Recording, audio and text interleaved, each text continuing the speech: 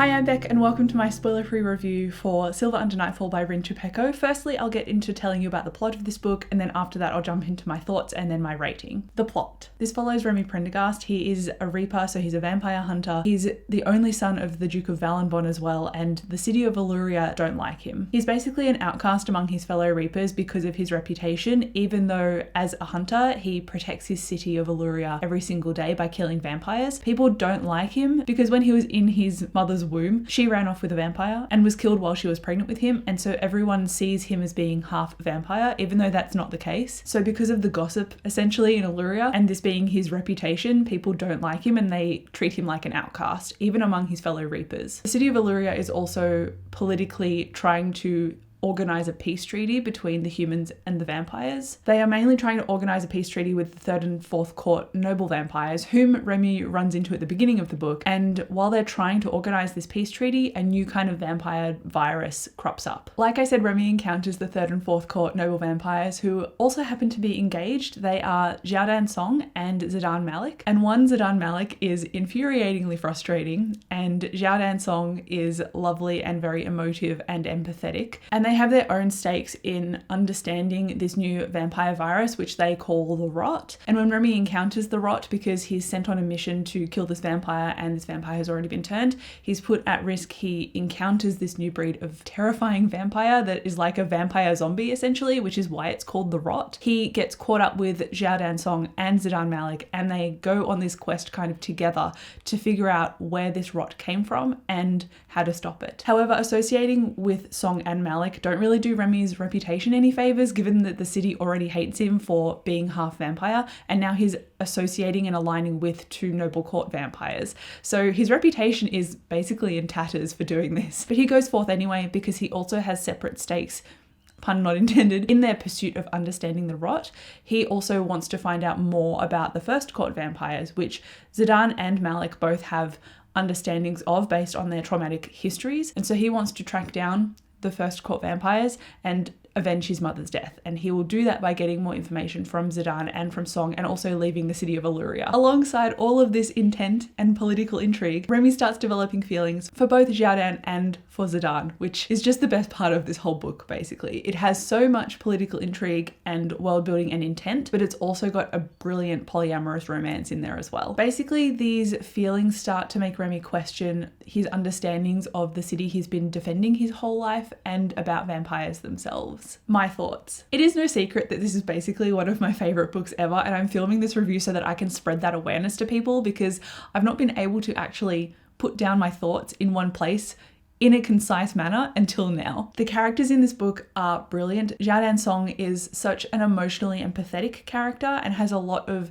vulnerable conversations with Remy. She's like the emotional anchor of this trio, and she forces them to communicate, which I really appreciated. But while she is so, I guess, vulnerable, she's also incredibly physically strong. Malik is also this very old vampire, and he's very brooding and strong and standoffish for that reason, but Xiaodan is clearly starting to break him down in a good way, and he's realizing that even though he's standoffish, that doesn't mean he doesn't communicate at all. So it really took that toxic masculinity trope of being aloof and grumpy and threw it out the window, which I really loved about his character. He had all of those traits that you expected him to be standoffish, but he actually pushed himself to talk about things, which is basically like nectar to me. Like, give me characters who can communicate and I always love them. Between both Malik and Song, you've essentially already got like the grumpy in Malik and the sunshine in Song, but then you add Remy in and he's got that fieriness to him and also confusion. And when you add fiery, confusion, standoffishness and emotional, you get this brilliant trio, and they balanced each other incredibly well, and I loved all of their interactions. It was just deeply refreshing, like I said, to see these characters communicate, not only just in day-to-day conversations, but they've all had their own versions of trauma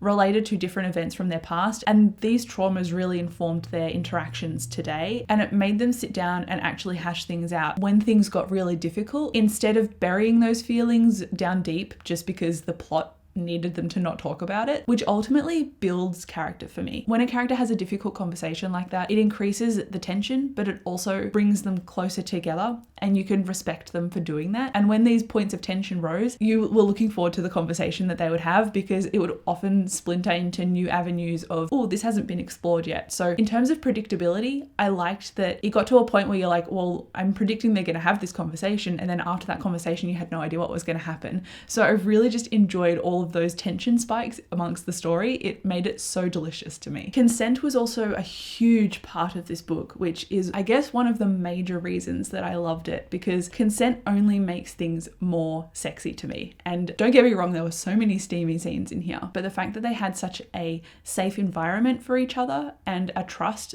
and a support, that made it even better. The action, steamy or not, was still very vivid, and in terms of the fight sequences, you could picture them in your head. They were gruesome, they were like grip the edge of your seat.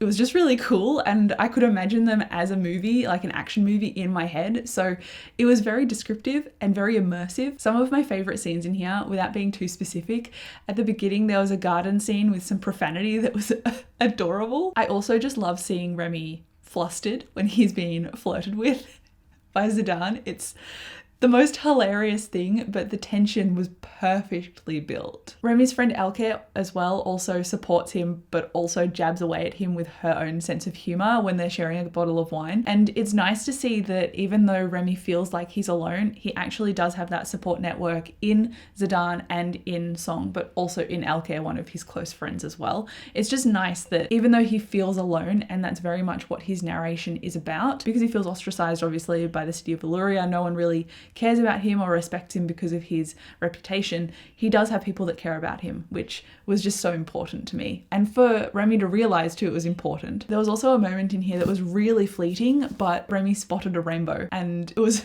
just the icing on the cake for the actions that happened after that particular scene. I was like, oh, he's seen a rainbow. Everything is beautiful. In terms of the plot of this one, though, I did see a few things signposted throughout the book, but because I was completely absorbed by the characters, this didn't bother me too much. And like I said, with their discussions, they brought you to a point that you could predict them, and then after that they went in their own new directions. And so the parts of this plot that I found a little bit predictable, they went in their own directions after the reveals. So I'm really not mad about it, to be honest. I just love this with all my heart and soul. That said, I was still surprised by some of the reveals, just not all of them. So in terms of the writing, I think it did a great job of setting up your expectations and also delivering on some surprises. It was just written really well. I also really enjoyed the commentary around your own personal duty depending on your own personal history, and how letting that go and holding parts of it close to you were justified and validated. It showed up in various forms in different characters throughout the story, and it gave you a dynamic understanding of those themes, which I really appreciated too. On my first read through of this book, I definitely shed some tears. On my second reread, I know everything that was coming, so